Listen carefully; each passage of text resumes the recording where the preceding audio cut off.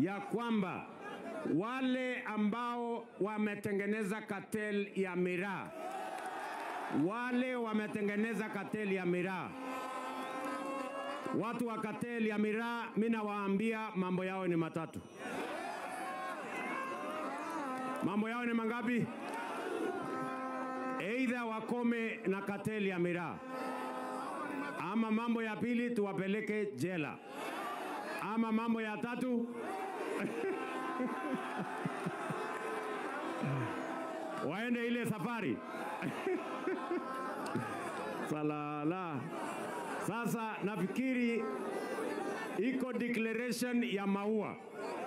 Declaration ya Maua ni kusema cartel wote wa kuharibu biashara ya maua wahame Kenya hii, kwa sababu tunataka biashara ya miraa ifanye kama